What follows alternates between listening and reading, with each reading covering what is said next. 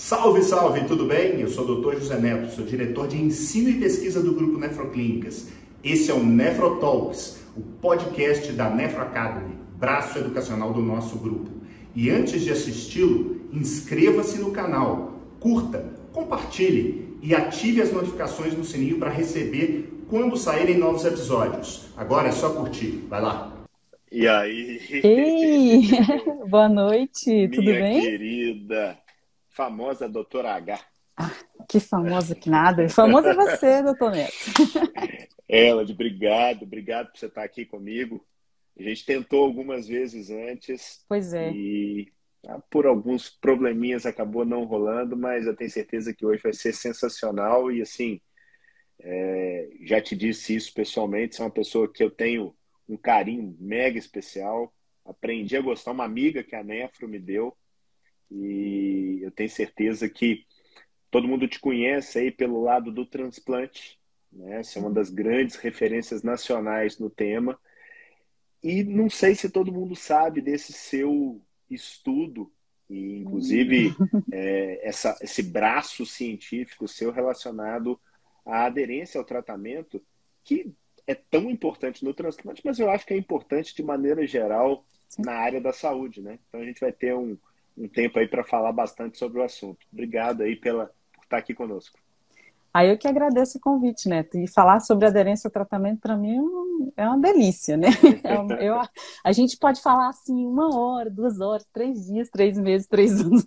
Para mim não tem problema. Assunto não falta, né? Esse é um assunto que eu gosto de falar, assim, que eu falo com mais tranquilidade, né? Essa é atualmente, assim, atualmente não, já tem um pouco mais de 10 anos, que essa é uma área que me interessa muito, né? Eu já fiz algumas coisas por conta da prática mesmo, a gente que trabalha com paciente que tem doença crônica, né, o transplantado, tem doença renal crônica, que é uma doença crônica, essa é uma questão que faz parte do nosso dia a dia, né? A gente fica muito preocupado, como você falou, a gente faz um esforço muito grande para tentar decidir qual é o melhor tratamento para aquele indivíduo que está na nossa frente. E a gente, às vezes, não considera que, eventualmente, ele não quer aquele tratamento, ele não consegue fazer aquele tratamento. E de uma certa forma, a gente parece que fica meio decepcionado com isso e não gosta muito de falar sobre isso, né? Mas isso é uma coisa que faz parte do nosso dia a dia, né? E então, desde nessa última década, digamos assim, eu comecei a estudar isso um pouco mais e em transplante em doença renal crônica, em hipertensão também, e estudar vários aspectos, né, para ver o que a gente pode fazer, né, para a gente conversar melhor sobre isso e conhecer melhor sobre isso e trazer isso para o nosso dia a dia, né? Eu falo que se a gente não colocar o problema sob a luz, o foco, definitivamente a gente vai continuar nessa penumbra achando que está tudo bem, né, Elad? E definitivamente algo que não dá para aceitar. Sim. E uma das coisas que a gente, que quem estuda muito isso, assim, existe um consenso em relação ao transplante, é a área que eu conheço um pouco mais, mas em relação ao transplante, por exemplo, a gente não tem, assim, nenhum consenso, a gente tem consenso sobre o que é aderência no transplante, etc., e a gente tem recentemente um guideline de cuidado de longo prazo daquilo que a gente pode modificar. Isso eu acho que é muito interessante. E uma das coisas que eles falam, assim, é um dos primeiros assuntos que eles colocam como uma forma da gente modificar o cuidado em longo prazo, pensando em aumentar a sobrevida do enxerto do paciente transplantado.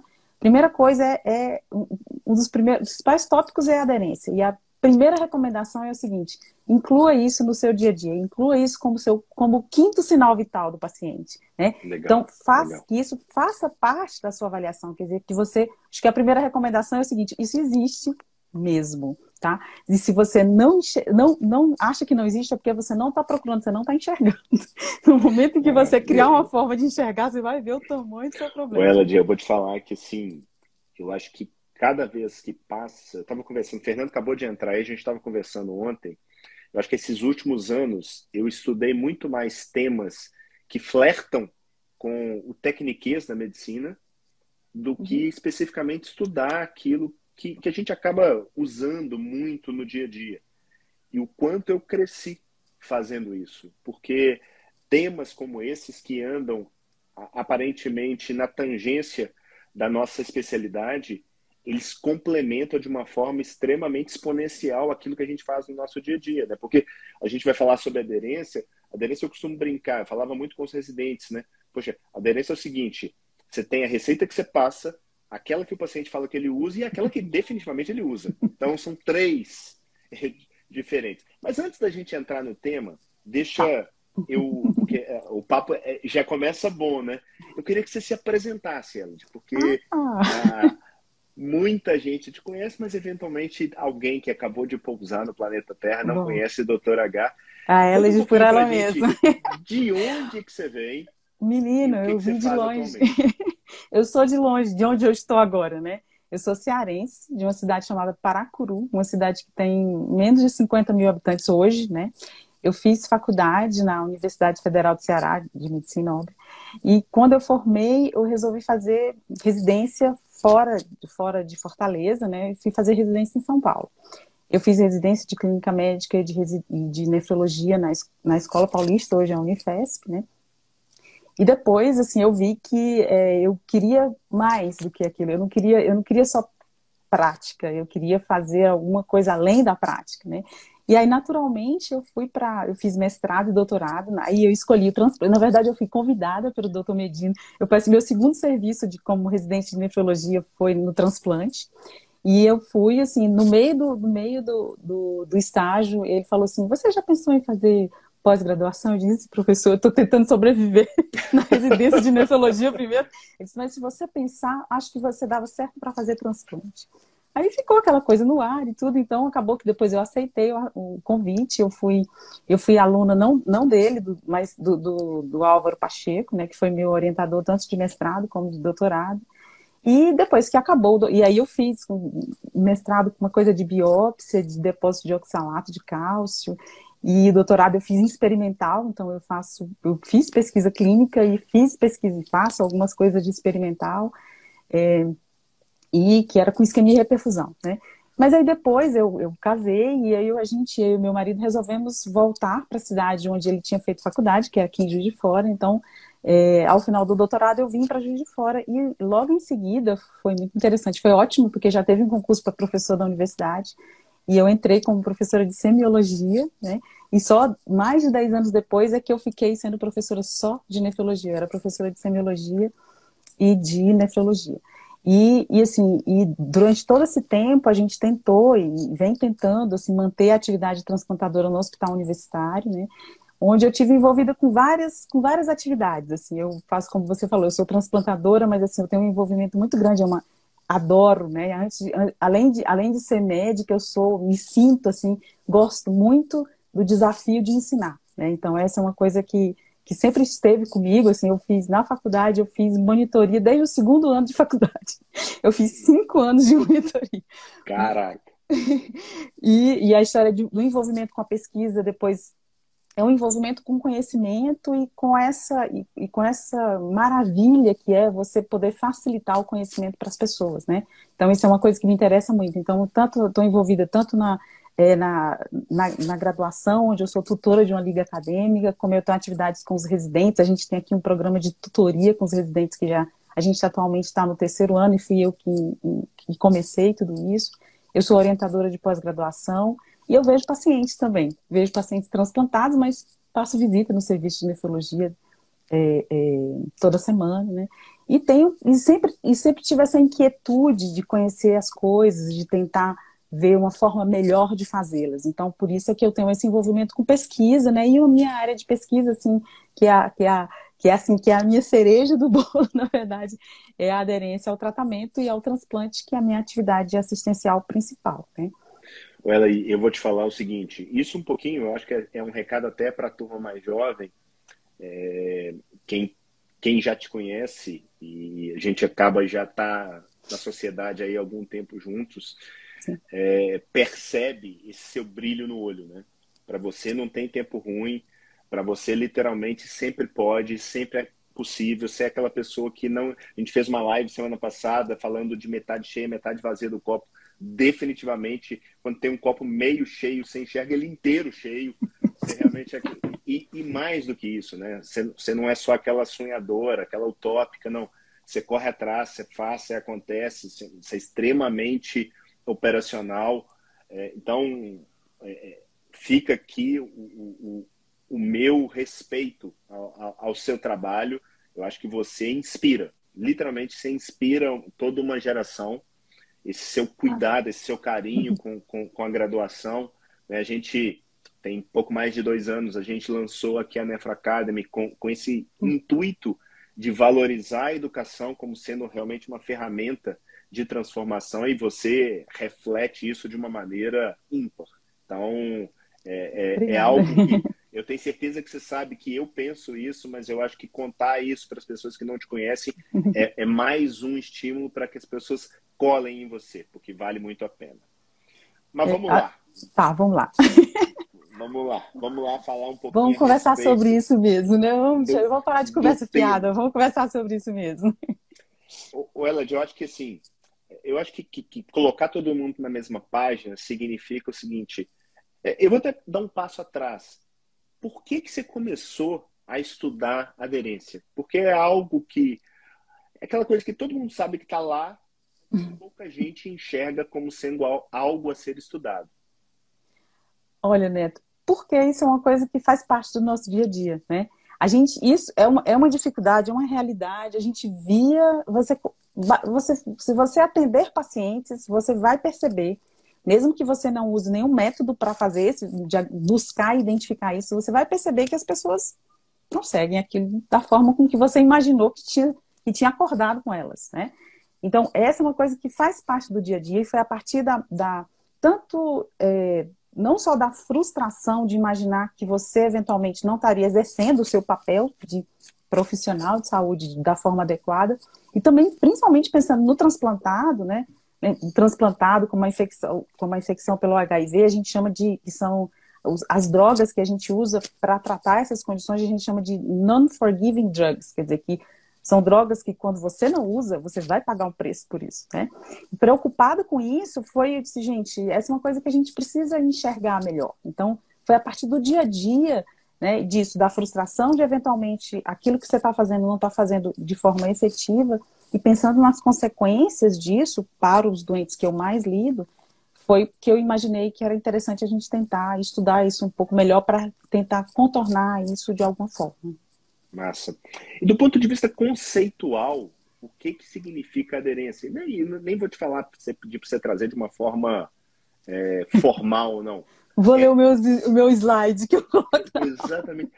É o quê? É seguir aquilo que é solicitado pelo profissional de saúde. Qual que é um conceito pragmático do tema? O conceito pragmático é o seguinte: o paciente nos procura, né, com alguma demanda, e a partir dessa demanda a gente usa as técnicas que a gente conhece, né, de semiologia, de metodologia, de como resolver isso em medicina.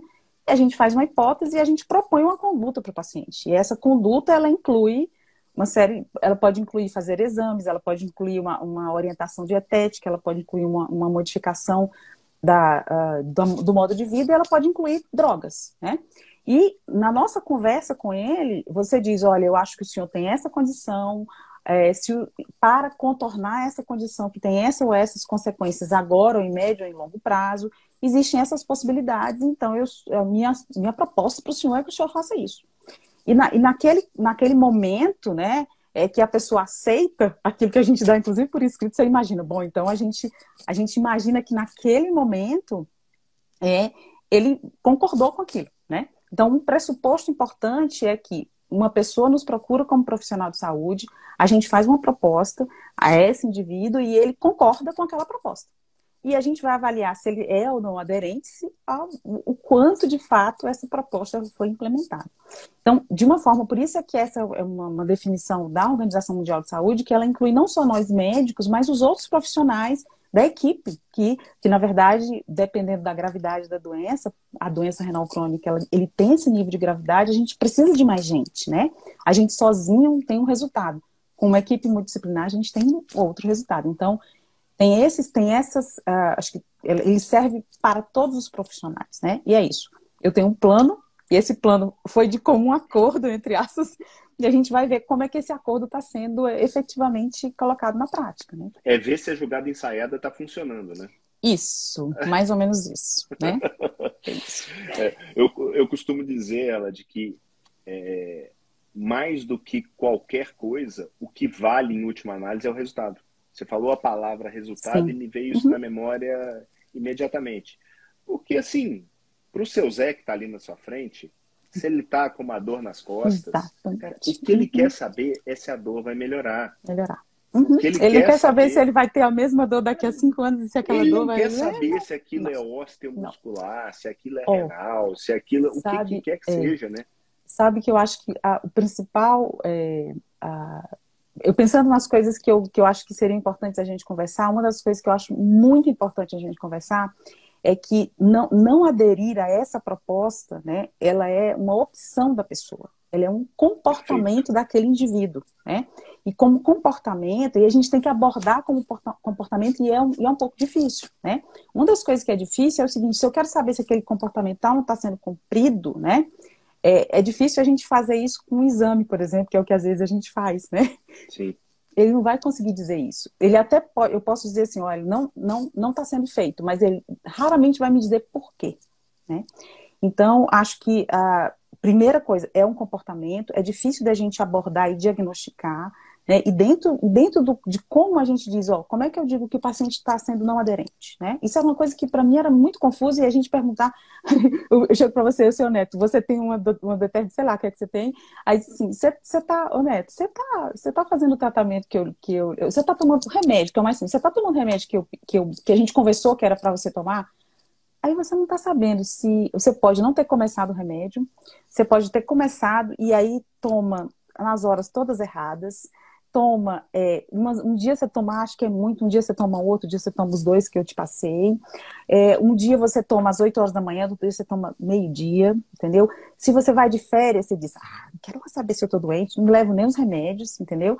E assim, você tem um monte de doença, e essa daqui, eu não vou tomar esse remédio para essa coisa não, eu parei de tomar remédio para alguma coisa. Então, uma das coisas que aconteceu recentemente é que a gente conseguiu delimitar a não aderência à medicação em fases. Eu acho que isso foi muito legal. Então, você pode ser não aderente se você não começa a tomar um remédio que foi prescrito, porque você vai ter várias razões, né? Depois, você começa e não consegue continuar adequadamente da forma com que foi programado, que a gente chama de primeira fase é iniciação, segunda é implementação, e outra coisa, você pode ser não aderente parando de tomar, né? Dependendo da doença, dependendo do que a gente estiver falando, as pessoas podem não iniciar, elas podem implementar mal, né, ou elas podem parar. Então, isso foi muito legal. Acho que esse é um conceito que é só de pouco, tem menos de 10 anos, é de um grupo que por causa do meu pós-doc, do Adere Brasil, eu conheço e faço algumas coisas com eles, que é um grupo internacional muito interessante, que propôs essa definição e que propôs também uma outra coisa, que não tem a ver com a prática, mas eles propuseram uma padronização de como reportar os estudos de aderência. Então, eles propuseram um guideline de como reportar os estudos. Então, mesmo sendo um comportamento, né, a gente pode, o exemplo dessa conceituação, a gente pode delimitar melhor isso para poder fazer isso melhor na prática.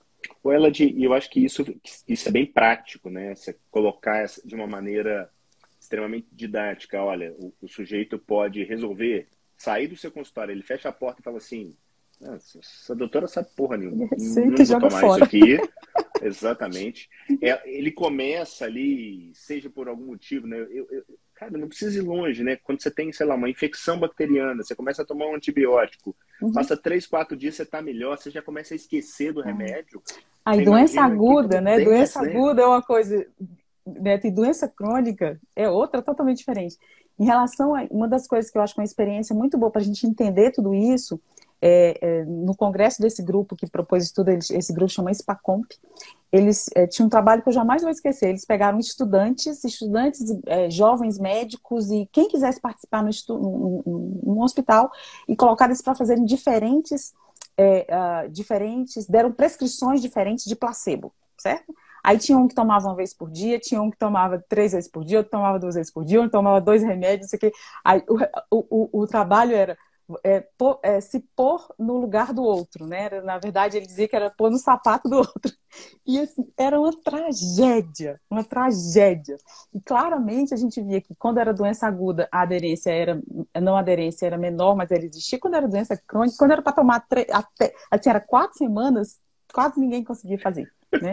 Então, assim, é muito diferente de qual é a percepção do paciente, da importância que o paciente vê o tratamento para ele mesmo, né? Não só no tempo todo, como momentaneamente isso pode mudar. Né? E você chegou a comentar de uma maneira superficial, você deve ter alguns preditores para isso, né? Você deve bater o olho já hoje e falar assim, seu Zé tem tudo para não tomar. Quais que são esses fatores de acordo com essas várias fases? Sem dúvida. Eu vou falar, mas antes de falar, eu queria falar o seguinte. Sabe como é que a gente identifica que um paciente é não aderente? Existe um método milenar. É você chegar assim, que inclusive a OMS recomenda. Você chega pro Neto e diga assim, olha, Neto, eu sei que você toma um monte de remédio, você tem um monte de problemas, né? E assim, a gente sabe que às vezes é muito difícil tomar. Você tem feito isso direitinho ultimamente? É uma pergunta sem julgamento. E a pessoa pode te dizer, já não, né? Isso pensando na prática, existem questionários, um deles a gente adaptou para o Brasil, que pode ser usado para qualquer remédio, mas ele foi desenvolvido para transplante, né?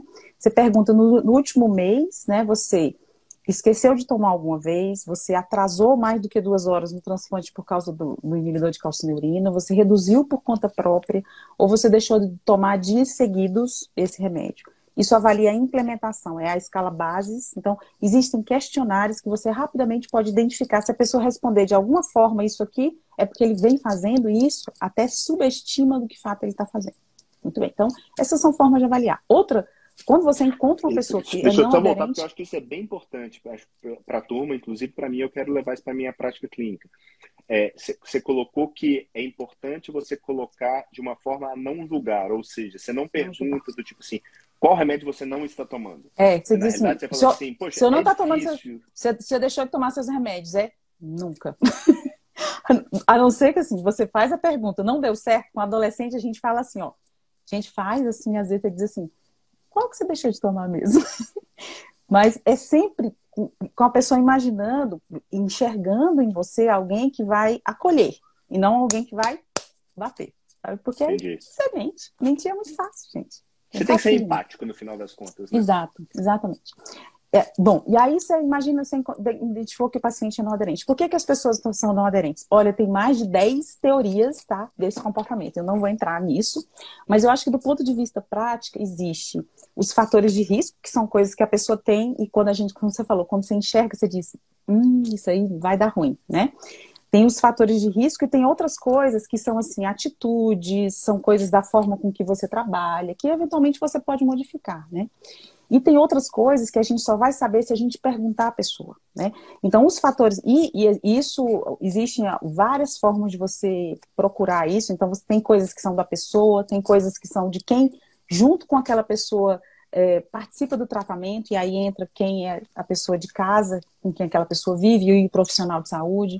Tem aonde aquela pessoa se trata, que é o serviço de saúde, tem um sistema de saúde onde ela se trata.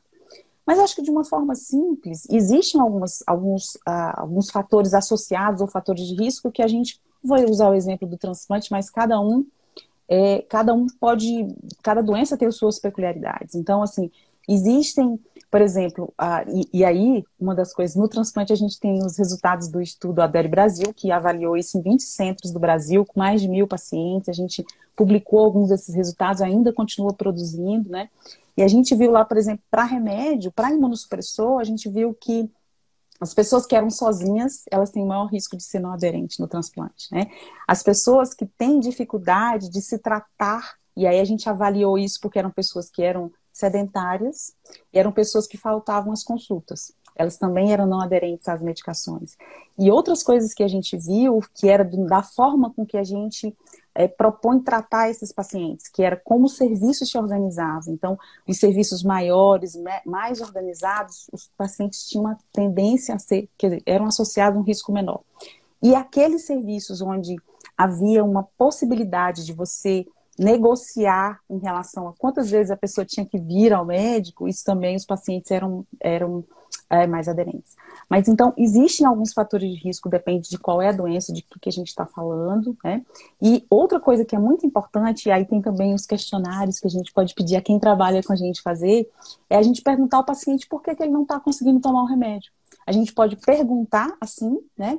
Olha, mas o senhor deixou de tomar, mas o que está acontecendo? O senhor não está conseguindo, não sei o quê. Às vezes a pessoa ficou deprimida e aí esquece de tomar. E aí a gente só percebe que ela está deprimida por causa disso, porque ela parou de tomar ou está tomando mal, porque não sei quem morreu, porque ficou ficou desempregado, está passando algum problema de saúde na família, ou porque o remédio da diarreia nunca teve coragem de dizer, e efeitos colaterais. Então, a gente pode perguntar para o paciente, ouvir, por que o senhor não está tomando? Isso é muito importante, né? E óbvio, tem algumas coisas assim, por exemplo, quem tem dificuldade de entendimento, isso a Adere não encontrou, mas é importante, quem tem dificuldade de entendimento, né? Tem gente que não sabe ler, mas funciona muito bem. Tem gente que tem pós-doc, pós-graduação e não faz nada direito, né? Não quer nem saber, não entende nada, não faz nada direito. E assim por diante. Acho que a gente podia falar 2 dias sobre isso, mas eu acho que Me conta uma coisa, o ambiente do transplante, pelo menos enquanto eu trabalhei mais intensivamente com transplante, me relembra muito algo que a gente faz hoje na Nefroclínicas, é uma linha de cuidado, né? Onde o indivíduo ele passa ali com a enfermagem, com a nutricionista, com o assistente social, com o médico. Você acredita que essa gincana, onde ele passa em mais de um profissional, caso, obviamente, haja uma busca ativa disso, facilita que você encontre os não aderentes e, em última análise, reduza essa não aderência? Sem dúvida nenhuma, Neto. Uma das coisas que é claro, assim, é que, quer dizer, existem algumas evidências, né? Mas, por exemplo, no Adere a gente pesquisou de tudo quanto era jeito, só que a maioria dos serviços tinha equipe multiprofissional, então a gente não tinha o caso e o controle. Né? Não tinha jeito. Mas uma das coisas que a gente vê, que eu acredito, e existem poucas evidências ainda sobre isso, mas do que existe mais ou menos documentado, é quando você não é sozinho, quando não é o médico sozinho, quando você tem outros profissionais juntos. Isso é inclusive utilizado como estratégia para reduzir a não aderência. Porque aí o paciente, ele tem a oportunidade, você tem a oportunidade de diagnosticar, você tem a oportunidade de perceber mais rápido quais são os fatores associados naquele paciente e propor coisas para aquele indivíduo, né, que possam ser mais efetivas, né? Então, isso eu não tenho nenhuma dúvida. O transplante como a doença renal crônica, eles são doenças crônicas, né? E existem propostas da OMS há muito tempo, né? Que eles chamam de modelo de doença crônica, de como cuidar de uma doença crônica. E um dos preceitos é você ter equipe, você ter, não só a equipe, mas você ter definido como essa equipe vai atuar, né? A transparência de informação o tempo todo, os registros e assim por diante. Então, sem dúvida nenhuma, quanto melhor for o seu serviço, melhor que ele conseguir fazer próximo desse modelo, provavelmente os pacientes vão ser menos aderentes. Né? Mais aderentes. O Adere, ele trabalhou com um perfil de paciente que já sentiu uma dor, né? O sujeito ou fez diálise, ou mesmo que ele tenha feito um transplante preventivo, ele ficou muito próximo daquilo. Então, ele tem talvez um apelo maior para estar tomando aquela medicação, que é o famoso medo. Mesmo com isso, você tem números do Adere para dizer o que você considerou não aderente dentro dessa sua análise? E partindo dessa premissa, você consegue extrapolar de alguma maneira para desfecho clínico, ou seja, perdas de enxerto ou piora de creatinina em função dessa não aderência? Então, no Adere, a gente estudou pacientes que estavam que tinham mais de um ano depois do transplante, quer dizer, o primeiro ano é aquele ano conturbado, aí termina o primeiro ano, você está com a função do enxerto que você vai ficar nos próximos anos, você de uma certa forma já deve ter se acostumado como é ser transplantado, e aí começa o resto da sua vida, né? Então a gente primeiro viu pacientes que tinham mais de um ano de transplante, e tinha uma distribuição bem ampla, assim, a metade tinha até 5 anos, a outra metade tinha mais de 5 anos, então era gente que estava transplantado realmente depois de tudo, né? A gente usou como critério esse questionário, que é a BASES, né, que avalia isso, avalia a implementação, quer dizer, se esquece, se reduz, se tem atrasa e se não toma dias consecutivos. Qualquer uma das respostas positivas, ele era não aderente. Então, ele é uma coisa bem... ele é exigente, mas porque a gente sabe que as pessoas mentem. Então, se a pessoa responde assim, é porque realmente ela é não aderente, né? Então, foi esse critério que a gente usou. A gente fez uma avaliação muito ampla daqueles 4 níveis que eu falei, do paciente, de quem cuida do paciente, do serviço do paciente e do sistema de saúde do paciente. A gente fez assim, analisou mais de 100 variáveis, no final ficou 75, que é o que está publicado, né? E dessas 75, o que a gente encontrou que de fato estava associado nessa amostra, não quer dizer que todo mundo seja assim, porque, né? Mas foi isso que eu te falei, que era ter suporte social, que era ter parceiro, ter esse comportamento de não se cuidar bem, que era não ser, ser sedentário e faltar às consultas, e das características do centro, e ele foi pioneiro, porque ele foi o primeiro estudo em transplante renal que mostrou que como o centro se organiza, isso pode influenciar o paciente ser não aderente à medicação. Era isso, centros mais bem organizados e centros que abriam a possibilidade de individualizar o tratamento, porque nesse caso medido pela frequência das consultas, né?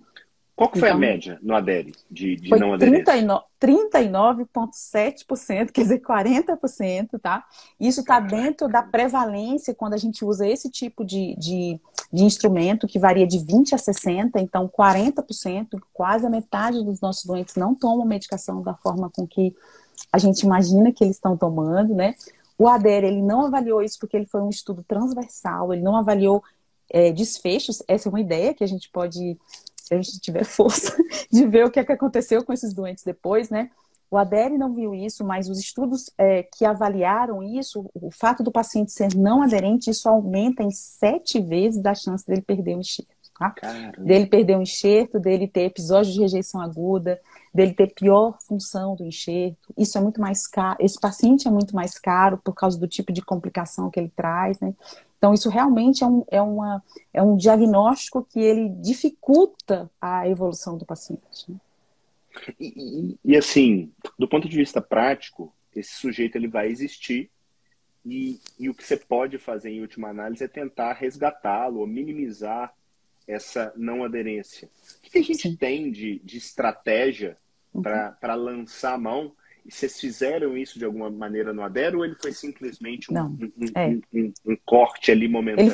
Ele foi uma fotografia, né? Ele era uma forma, na verdade, ele foi o resultado de uma vontade muito grande da gente enxergar isso, trazer isso para a discussão da comunidade transplantadora brasileira. Eu acho que a gente conseguiu, porque, vista as últimas inserções que a gente teve no Congresso e o espaço que você está trazendo aqui, eu acho que é importantíssimo. Então, a gente trouxe esse assunto para discussão. Acho que o primeiro objetivo era esse. Segundo, a gente queria ver uma fotografia e ver a partir dessa fotografia o que a gente podia fazer. Uma das coisas que estava programada e a pandemia jogou por água abaixo é que, além do resultado de todos os centros, nós encaminhamos para cada centro o resultado de cada centro. Então, em cada centro, tudo que foi avaliado no ADERE, eles têm um relatório de o que aconteceu no seu centro. E antes da pandemia começar, eu já tinha marcado 2 visitas em que a gente ia, junto com a equipe, mostrar, olha, os seus resultados são esses. O que a gente pode fazer aqui baseado nesses resultados? Então, isso no nível do centro. No nível do centro, acho que no nível de quem cuida desse paciente, primeiro, precisa enxergar que isso existe, fazer isso sistematicamente, perguntar aos pacientes por que eles têm esse comportamento, tá? Outra coisa importante, que apesar de o ADERE não mostrou, mas existem algumas evidências na literatura que mostram isso para transplante, mas para outras coisas, informe o seu paciente sobre a sua doença.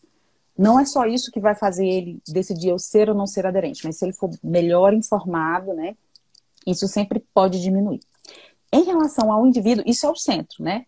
Treine os seus profissionais para saber que isso existe, para saber o que fazer quando isso existe. Outra coisa que, se eu pudesse recomendar, é o seguinte: não seja a equipe do doutor sozinho. Se você tiver mais alguém, com certeza você vai ser mais eficiente. Seja enfermeira, assistente social, farmacêutico é assim, gente milionária, né? Mas um enfermeiro, assim, já é tudo. Muito bem. Em relação ao indivíduo, eu acho que é muito importante a gente identificar naquela pessoa o que ela enxerga como dificuldade para fazer isso. E aí vai ser perguntando a ela e ouvindo o que ela enxerga como, né? Então, às vezes, o Adere mostrou que a maior parte das respostas que identificaram as pessoas como não aderentes é porque elas atrasavam. E isso, para o inibidor de calcineurina, é um absurdo, porque isso muda totalmente a farmacocinética, a eficiência da droga, né? E aí, por exemplo, se ele atrasa, você pode dizer assim, mas por que isso atrasa? Ah, eu atraso porque eu trabalho, eu atraso porque eu não sei onde eu pus o remédio. Então, é perguntando a ele que você vai perceber quais as formas de resolver isso. Então, por exemplo, para atrasar, uma das coisas que a gente usa, o meu celular está aqui, mas aqui a capa dele, põe no celular alarmes, né? 2 alarmes, 15 minutos antes, 5 minutos antes da tomada, todos os dias. Né? Porque isso vai ter aquele negócio que você diz, brum. Outra coisa que a gente fala, porque as pessoas às vezes esquecem, é: tenha remédio em todos os lugares da sua vida. Tem remédio em casa, tem remédio na bolsa, tem remédio na carteira dos homens, tem remédio em todas as bolsas que as mulheres carregam para o mundo, né? Tem remédio nas várias casas que você anda, porque é um jeito de você não esquecer, né? Ah, eu esqueço porque eu não me lembro de pegar, eu tenho dificuldade de pegar. Peça ajuda para alguém para pegar junto com você. Você talvez não consiga fazer isso sozinho. E por aí vai. Então, tem medidas que a gente pode fazer como equipe, né? E tem medidas que a gente vai fazer naquele indivíduo, dependendo do que ele nos reportar como barreira para fazer isso, né? Nós vamos tem fazer... outra coisa que eu esqueci. Posso falar a última coisa? Claro. Tem uma coisa que nós podemos fazer, né? Todo mundo que conhece, que trabalhou um pouco comigo, seja em qualquer nível, sabe que, assim, que eu sou uma doutora que eu só prescrevo remédio se eu enxergar que aquilo de fato tem algum benefício. Certo? E todas as vezes que eu prescrevo remédio, eu procuro juntar no menor número de tomadas possível, né? E alguns pacientes, eles não vão conseguir tomar todos aqueles remédios. Defina prioridades, né? Então, por exemplo, se eu tenho um paciente que é transplantado, que é hipertenso, que é dislipidêmico, eventualmente eu posso prescindir de prescrever, por exemplo, eu vou priorizar os imunossupressores, depois os antihipertensivos e o resto, depois é o resto, né? E é melhor que ele tome os imunossupressores do que eu pensar que ele vai tratar cinco doenças e não vai conseguir tratar nenhuma delas e vai perder um jeito, né? Então, eu acho que... simplificação da medicação. Outra dica para mim valiosa, porque realmente... E eu vou dar uma terceira, ela, de que eu costumo fazer, que é deixar claro para o seu paciente que você está no mesmo time que ele. Que independente daquilo que ele escolher fazer, você não vai ficar julgando. Pelo amor de Deus, isso é um absurdo. Não, a gente está no mesmo time. E colocar essa questão de priorização. Deixar escutar, né, Elad? Porque as pessoas, às vezes, só quem já teve uma diarreia, um vômito, uma alteração do hábito, sei lá, da vida sexual, que sabe de fato o quanto que aquilo dói. E eventualmente o médico, o profissional de saúde, o médico principalmente pela posição até hierarquicamente que acaba sendo colocado, ele muitas das vezes ele não valoriza esse lado. Ele simplesmente acredita, não, eu fiz a minha parte, não basta, né? Não basta fazer sua parte. Eu me lembro de um residente nosso que trabalha hoje em São João del Rei, Elias, doutora Elad. Eu acredito tanto, eu mudei tanto a minha forma de ver isso em relação a imaginar o que é possível para aquela pessoa fazer de tratamento, que ele disse que ele fez uma visita domiciliar, era médico de família. Aí prescreveu um monte de coisa para a velhinha, aí ele disse que voltou dali a 2 meses. Ele disse assim: a senhora, e aqueles remédios que eu passei para a senhora? Aí ele disse assim, ela tirou a receitinha, a coisinha mais linda, bem guardadinha, mas ela não tomou nada. Aí ele disse, eu vi que aquilo era impossível para ela, né? Então, uma das coisas que eu acho que é muito importante, e não só para a aderência, mas para a gente exercer melhor a nossa profissão, porque a gente exerce imaginando que o que a gente faz gera algum resultado naquele indivíduo, né? E uma das coisas que é muito claro para mim é o seguinte: a primeira coisa é você tem que morar no mesmo lugar que aquela pessoa. Você não pode morar num castelo e ele na favela, ou o contrário, né? Não tem jeito. Você tem que tem que se colocar como lá no trabalho, lá, tem que se colocar no sapato dos outros. Você tem que colocar como se você estivesse naquelas, óbvio que né? Mas assim, você imaginar avaliando para aquela pessoa o que é possível para ela fazer, né? Porque fazer a sua parte, eu falo para os residentes, joga no sistema. E você jogou no sistema, quer dizer, você fez aquilo que aparentemente era a sua obrigação mínima e ligou. E ligou, ó, vá. Se der certo, bem, se não der certo, não tem nada a ver com isso. Quando você não tem uma relação de doença crônica com o paciente, muita gente faz assistência, exerce medicina sem ter essa preocupação. Mas para nós que tratamos, se você tratar de um paciente com doença crônica, não vai funcionar. Não vai funcionar, porque isso precisa ser implementado em longo prazo. A gente vai fazer dia 6 de agosto, inclusive você está convidada, caso queira nos prestigiar, um simpósio nefrocardiometabólico, justamente tentando juntar essas especialidades que tratam muito doenças crônicas, que são realmente o carro-chefe, por exemplo, da terapia renal substitutiva, né? 2/3 das pessoas que estão ali por causa de hipertensão e diabetes. Uhum. Existe alguma coisa que você conheça, ela, de que fale assim, ó, a partir de um determinado número de comprimidos ou de medicações, a aderência tende a ser menor? Neto, não existe um número, né? Mas existe o seguinte: existem trabalhos assim com um número muito grande de pacientes, por exemplo, com antihipertensivos, né? Com antihipertensivos, se você toma uma vez por dia a não aderência X, se você toma 2 tomadas por dia, a aderência diminui absurdamente, 3 vezes é infinitamente menor. É 1/3 de quando toma uma vez só por dia, né?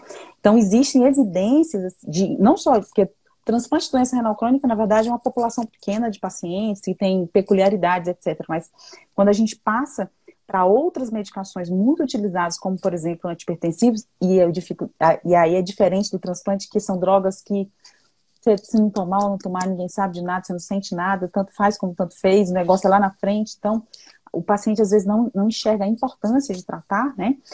Isso não existe um número, mas em relação ao número de tomadas, à medida que você aumenta o número de tomadas, aumenta exponencialmente a taxa de não aderência, tá?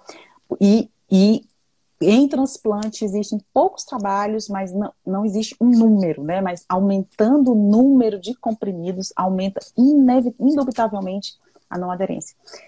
Essa foi uma coisa, a gente avaliou tudo isso no ADERE, mas infelizmente na nossa população isso não foi um fator associado, né?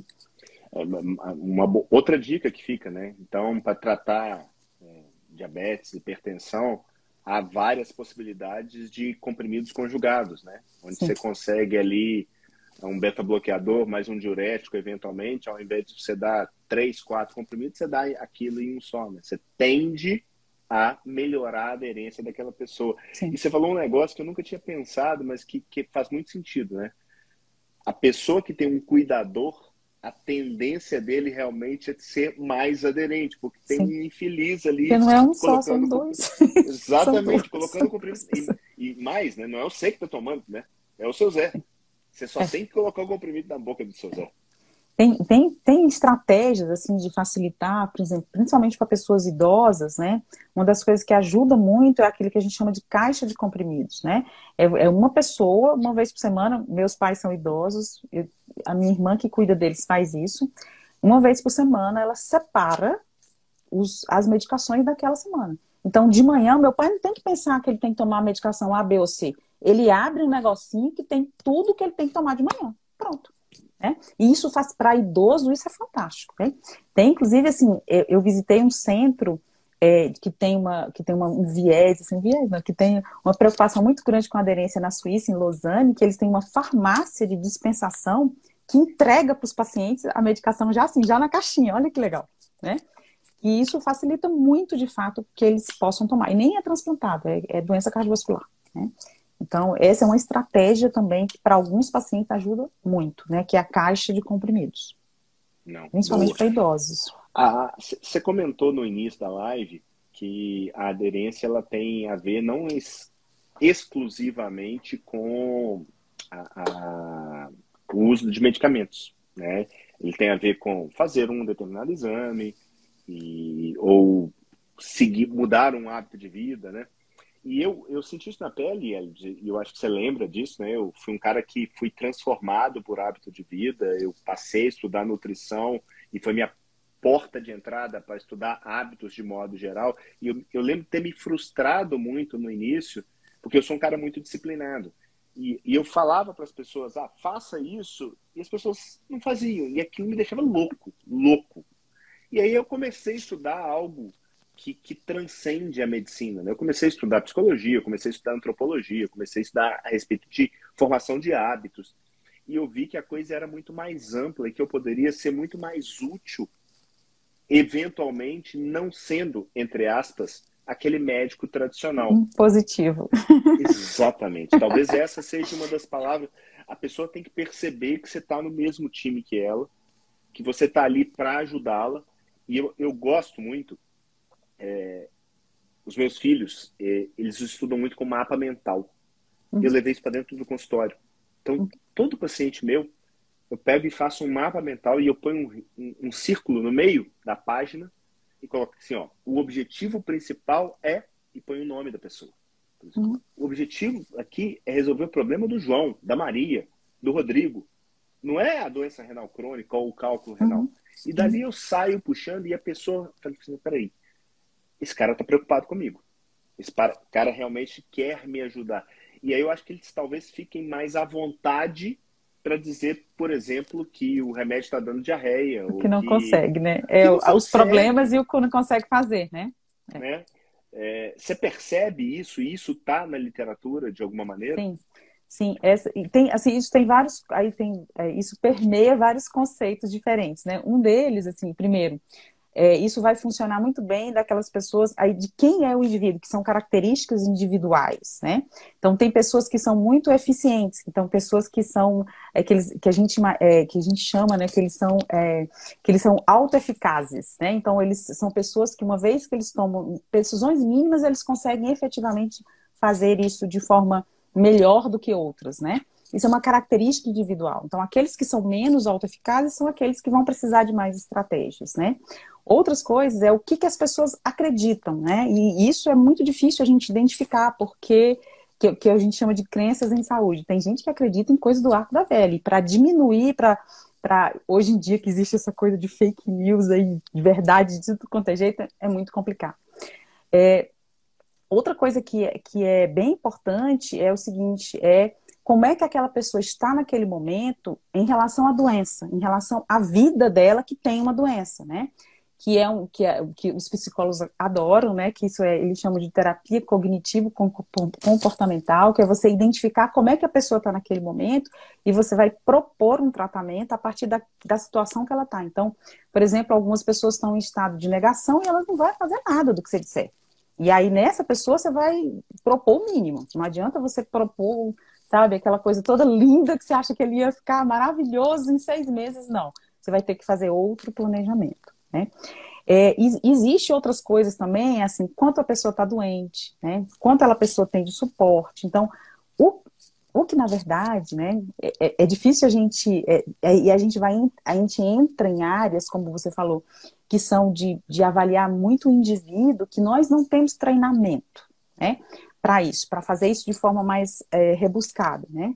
Mas o que eu acho que a gente pode fazer, e isso a gente é treinado o tempo todo, porque esse é o método que a gente usa, e a gente tem que tentar identificar quem é aquela pessoa naquele momento e propor ouvindo o que a pessoa tem para dizer, que é basicamente, quando você faz o mapa mental, ele é um método de você ouvir a pessoa, né? E para algumas pessoas, assim, nada vai funcionar, tá? Então, assim, não adianta a gente se frustrar, não adianta a gente achar que o meu objetivo não é 0 não aderência, é o seguinte, naqueles que é possível a gente diminuir, conseguir, né? Propondo alguma coisa que para aquele indivíduo seja possível, né? Acho que Ela, isso aí já é assim, um passo imenso mas para eu vou tudo te isso falar que funcionar. assim, eu tenho um caso que eu gosto de contar, já contei aqui algumas vezes, mas um senhor, ele acompanhava comigo aí já há uns 3 anos, e toda vez que ele chegava lá, ele queria fazer um raio-x. Fumante, ele queria fazer um raio-x. No primeiro ano eu pedi, no segundo ano eu tentei dissuadir, ele falei, olha, pedi, ele não tinha queixa e tal. No terceiro ano, eu falei, deixa eu te falar, ô Sozé, aqui, o que você quer? Você quer descobrir o câncer ou você está com fé de que isso não vai acontecer? Aí ele deu aquela assustada, eu falei, olha, não é por isso. Você vem cá, todo ano, eu te falo, faz isso, isso, isso, isso, você não faz porra nenhuma. E tá tudo bem, é sua escolha, a vida é sua, mas eu não vou desistir de você. Não vou desistir. Toda vez que você vier aqui, eu vou tentar de alguma maneira te convencer que vale a pena. Beleza. Passaram 2, 3 semanas, eu recebi uma mensagem. Eu me emociono na hora que eu lembro dessa mensagem. Ele mandou isso para mim. Doutor Neto, parei de fumar, já perdi 3 quilos. Muito obrigado por não desistir de mim. Então, eu acho que a gente não pode, de maneira nenhuma, achar que o nosso papel é exclusivamente o sucesso naquele momento. Porque é um contínuo, né, Elad? Exatamente. Às Acho que vezes precisa de tempo. Essa é a grande diferença, né, do atendimento fortuito, né, ou daquele doente que te procura para uma coisa que não vai se resolver. Só vai se resolver quando você ou ele morrerem. Vai continuar o tempo todo. Então, isso que você fez, na verdade, você viu que ele não, que estava sendo infrutífero o que você estava fazendo. E aí eu chego assim, mas vamos conversar. Não está dando certo o que a gente está fazendo. Nada do que eu estou te propondo você acha que vale a pena. O que você acha que pode fazer? A mesma coisa. Porque assim, olha, isso daqui é muito importante. Então, no transplante é o seguinte, você não pode deixar mais, pode chover pedra, canivete. Não deixe de fazer isso. O resto é uma coisa que nós vamos ter que definir aqui se você quer ou não quer fazer. Ou o que é possível para você fazer, né? Existe uma coisa que eles chamam de contratos curtos, né? Tudo o povo tem nome, né? Você diz assim, não consigo fazer tudo de uma vez, então vamos fazer isso, que agora é mais fácil, depois a gente vê se você é capaz de fazer o resto, de aumentar isso, né? São estratégias simples, né? Eu não conhecia com esse nome, mas o pessoal faz muito isso com relação a hábito. Tá, por exemplo, você quer tirar alguém do sedentarismo. O OMS fala que você tem que fazer 150 minutos de exercício por semana. Cara, sai do sofá, dá uma volta no quarteirão uma vez por semana. Você tem que dar algo para a pessoa que ela tem vergonha de não fazer. A barreira para ela fazer é tão baixa. Você faz um contrato simples, certo? De cumprir, né? Os nutricionistas fazem muito isso, os que enxergam pessoas, né? Os que não vomitam receitinha de dieta, os que enxergam pessoas fazem isso, né? E todas as vezes que a gente conversa sobre isso, a gente não tem a sensação de que nós estamos, assim, chovendo no molhado, que tudo isso que nós estamos falando aqui não faz parte, assim, da prática básica de medicina. Por que a gente está falando sobre isso? Porque, de uma certa forma, mesmo que a gente conheça essa teoria, né, que a gente tenha sido de alguma forma educado, ouviu alguém falar sobre isso, a forma com que a gente efetivamente, que a gente consegue fazer isso, na verdade, ela se distancia muitas vezes disso, né? E vira e mexe, o fato do paciente não ser aderente, ele joga na nossa cara que nós não estamos fazendo direito, nós não estamos sendo eficientes, entendeu? Por isso é que a gente volta a conversar novamente sobre isso. Eu posso conversar uma coisa que eu não sei, acho que a gente tem mais 6 minutos? Não, assim, Eduardo cismou que é 1 hora, entendeu? A gente não, já fica passou. Com o tempo que a gente quiser, entendeu? Não passou não, foi 9h30 mesmo. Eu tô achando que começou às 9 horas. Olha, que começou às 9 horas. Uma das coisas que a gente tem ouvido falar muito, né? Lembrando que, assim, nós tratamos de pessoas que vivem no mesmo mundo que a gente vive, o mundo está em transformação, a forma da gente viver está mudando o tempo todo, né? Aí a gente tenta continuar vivendo no mundo da melhor forma, vivendo melhor, quer dizer, sendo mais felizes, né? E uma das coisas que aconteceram nesse mundo, né, mais recente, é isso daqui, né? é a gente utilizar todos esses recursos tecnológicos que nos permitem estar mais perto das pessoas, chegar mais perto do conhecimento, nos comunicarmos com mais eficiência, né? E isso transformou totalmente, né? Para os mais jovens, que têm por volta de 30 anos, o processo de aprendizado deles já existia isso, né? Mas eu, por exemplo, eu comecei a estudar, não tinha internet, não tinha computador, né? A gente estudava em livro, em xerox, pegava um artigo científico, era uma coisa assim do outro Você usava PDF, mimeógrafo, pode falar. PDF, portátil, documento, file, isso não existia, entendeu? Isso não existia. Então, e aí, uma das estratégias, né, que ela está aí, a gente não sabe como exatamente qual vai ser a extensão do resultado que ela vai trazer, né? Mas uma das estratégias que se imagina, principalmente para os pacientes mais jovens, né, é a gente utilizar algum instrumento de e-saúde, né? O E de eletrônico, tudo que tem a ver com isso, para ajudar as pessoas a fazerem o seu tratamento das mais variadas formas. Então, isso eu acho que é uma coisa que tem um potencial imenso, né?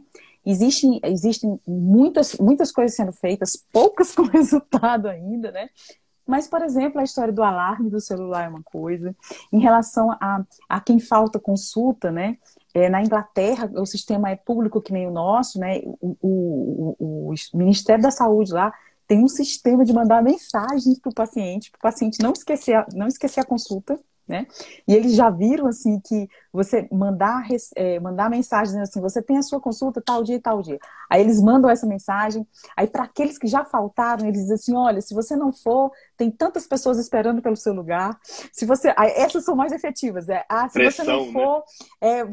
Isso vai ser um prejuízo para o sistema de tantas libras, e isso poderia ser utilizado em outra coisa, e assim por diante. Então, e tem os aplicativos, né? Eu com o pessoal lá do Ceará, da Universidade de Fortaleza, a gente fez alguma coisa como aplicativo, mas a pandemia também, assim, jogou o nosso trabalho para cima, né? Mas a e-health, eu acho que ela pode nos ajudar muito, né? E essa talvez seja uma coisa que a gente vai aprender e vai fazer parte da nossa prática, né? Então, por exemplo, uma das coisas que a gente começou a fazer na pandemia, que hoje virou rotina do nosso serviço, é que a gente não fez bastante teleconsulta, agora a gente não faz mais, porque precisa que os pacientes venham presencialmente, né? Mas a gente criou uma forma de comunicação via WhatsApp, né? Que facilitou muito a nossa comunicação, que facilitou a gente identificar problemas e orientar os pacientes de uma forma mais efetiva em relação a tudo, né? Então, eu acho que essas ferramentas de health, a Juliana, eu acho que está aí junto com a gente, que é a enfermeira que trabalhava, que na verdade começou tudo isso e que foi o mestrado e o doutorado dela. Então, todas essas ferramentas de health, elas são uma coisa que elas estão aí. A gente vai usar de alguma forma, né? Talvez, assim, não como uma coisa mágica, porque ela também, mais uma vez, não serve para todo mundo, né? Para algumas pessoas ela vai ser extremamente útil, né? Provavelmente, por exemplo, para os mais jovens que usam isso, que isso já está incorporado dentro da forma deles viverem, né? Eu lembro, eu falo demais, mas eu lembro que existe um pessoal de transplante de pulmão que tem criança, eles têm uma comunidade, eles criaram Ai, como é que chama, gente? Eu não sei como é o nome, mas é um mundo virtual, que você entra, que o transplantado entra lá dentro, ele tem amigo, ele tem... Um metaverso. Não tem esse nome agora, né? Mas antes não era esse nome. Mas eles notaram que os adolescentes que começaram a participar desse mundo virtual, eles melhoraram demais a forma com que... Eles começaram a ter melhor qualidade de vida, coisas, etc. Você está falando que assim, a gente pode trazer isso para a saúde facilmente. Uma é comunidade. Toda vez que você cria comunidade... Comunidade virtual, alguém falou que comunidade. Você criou comunidade, nitidamente você engaja mais. E outra é gamificação. Esse negócio, Neto, esse negócio não era um negócio de comunidade, que é só de mensaginha, não. Você entrava dentro do negócio, assim, que tinha uma cidade, entendeu? Tinha cinema, tinha lanchonete. Dá vontade você podia fazer... de você participar. Não, eu tive vontade de entrar no negócio. Eu tive vontade de entrar no negócio, entendeu? Então era um metaverso mesmo. Isso tem muitos anos, né? É óbvio que tudo isso é assim, isso tudo são coisas que têm dinheiro, mas são experiências, e eu, a partir dessas experiências, e hoje, então, acho que por que que ele funcionava? Ele funcionava porque ele dava oportunidade das pessoas participarem do jeito que quisessem, dentro de regras que, uma boa parte das regras eram eles que definiam, né? E segundo, que tinha esse aspecto lúdico, né? Que é de gamificação, que você disse que tem a ver com o ser humano, e tem a ver com o ser humano jovem, né? Quanto mais, assim, você continuar vivo, é continuar com essa vontade, né? De se expor, de descobrir, de tentar resolver, de diminuir os seus medos, as suas angústias, as suas dores, né? Maravilha. Doutora Elad, foi sensacional. Eu tinha certeza que ia ser muito bom. Voou aí a nossa hora. Mas antes Vou da gente fazer igual terminar... aquele negócio do Jô Soares. Já acabou! Vamos continuar outro dia. A gente pode marcar outras para conversar vários aspectos que você quiser. Certamente. Inclusive, eu vou um próximo Nefro Expert. A gente está indo agora para São Luís do Maranhão esse final de semana. Vamos fazer essa imersão tem amigos lá. Queridíssimos em São Luís do Maranhão. Queridíssimos. Vamos fazer lá uma imersão. Então, se alguém ainda quiser participar, nós temos uma vaga para a imersão de São Luís. Mas quando estiver aqui em BH, eu vou te chamar para a gente falar a respeito de aderência de uma forma prática aqui para essa turma. Mas eu queria, antes de fechar, eu gosto agora de dar uma mudada na nossa conversa para aproveitar da pessoa que está desse lado aí. Eu queria te perguntar, eu sou um cara que sou um leitor contumaz, eu queria que você indicasse um livro que foi importante na sua vida, ou que você está lendo, ou que você se lembra e que você fala assim, não, esse livro merece ser lido. Posso fazer? Olha, eu vou te fazer um comentário, assim, muito verdadeiro, porque você sabe que uma das coisas que eu sou verdadeira. Aliás, eu tive muitos problemas na vida por causa disso. Só lembro meu marido me dizendo assim, ó, ninguém quer ouvir a sua opinião desse jeito, não fala assim. Bom mineiro que é, ele diz isso. Mas eu posso te confessar uma coisa, era o seguinte, olha só. Uma das coisas que mudaram a minha vida e tem o potencial de mudar a vida de todo mundo é ler, né? É o contato com o conhecimento. Uma das coisas que aconteceu comigo, ela de tantos anos que eu não vou dizer, eu tenho 2 filhos, um de 20 e um de 15. Um filho de 20 e um de 15. O que aconteceu quando eu tive a meu segundo filho, né, é que eu parei de ler livros. Tá? Sabe por quê? Por falta de tempo. Estou lhe falando assim, seria muito, estou sendo extremamente verdadeira, porque eu acho que isso é muito importante, né? Eu tenho lido muito poucos livros, tá? E algumas coisas que me interessam muito de ler, eu gosto muito de ler do universo feminino, né? Então, eu não vou recomendar nenhum livro, né? Mas, e uma das coisas que eu acho que hoje considero muito importante para ela de fazer, né?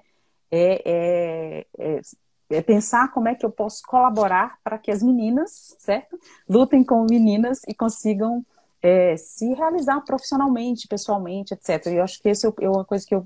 E aí eu recomendaria 2 autoras do mundo feminino que eu gosto muito. Uma, rabugenta, mal-humorada, mas verdadeira, Clarice Lispector. Todas as coisas que eu li dela foram muito marcantes na minha vida. E outra, que fala da vida com leveza, exatamente o contrário. E é uma mulher mais jovem, mais contemporânea, que é a Marta Medeiros, né?